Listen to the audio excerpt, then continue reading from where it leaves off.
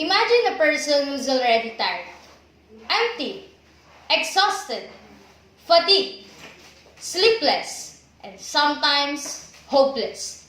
If you finish visualizing all those traits in a person and how unpleasant that person is in the eyes of many, then keep that in your mind. We'll get it back later.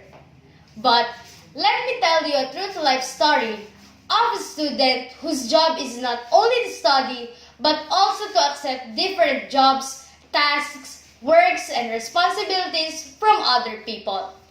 The girl told me once that she couldn't remember how many times she expressed her feelings through crying because she said she's already tired. Tired of everything. Tired of everyone. And tired of herself. Given at her age of 16, people are already expecting her to become more stronger and matured individual. But in contrast to that belief, she always failed to reach their expectation. That is to be a full-fledged student, daughter, and an individual.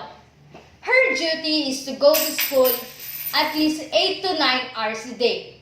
She can do a lot of things.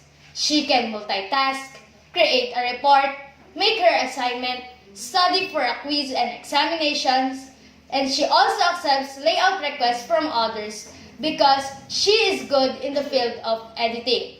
She also edits video for projects and performance tasks. She can write articles for school paper needs. She can do visual presentations, designs, and many more. She can do everything and she will always do everything as much as she can, just for others' satisfaction. Even if she is not happy and contented with what she is doing anymore.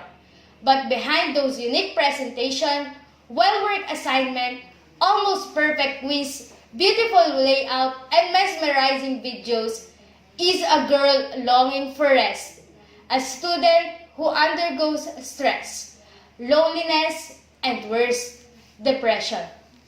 My dear audience, open your ears. Here is the sad reality about all of us. If we are already aware that there is someone who will do the job and work for us, we won't do that particular job anymore. Thus, we are teaching ourselves to be dependent on others. Come on, let us think of others' sake too. Let us consider their situation before we entrust every responsibility to them. We are all children of God, and every one of us has God-given talent. The talent to be nurtured, the talent that is to be shared with others, and the talent that needs to be improved. I am standing in front of you, fearless, encouraging you to work with yourself. Don't just depend on others because they are the only ones who can do it. How about you? What if that person suddenly lost his or her capability to do all things and you're just depending on her? If others can do it, of course you can too. Improve yourself, enrich your mind, work with your abilities, learn from your mistakes. Don't just depend on others. Use your experiences to step up.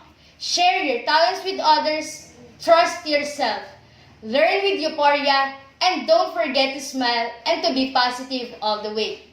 One thing that majority of us lacks is the trust. Just trust yourself. You more than you think you do.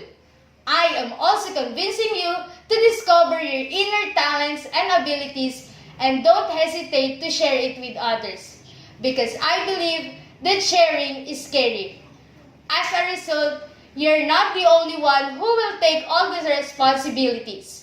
And just a reminder, sometimes learn to say no. If you're tired, if you can't do it anymore, say no. There is nothing wrong with declining.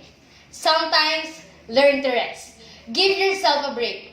After those sacrifices and hard works, I will say I deserve a rest.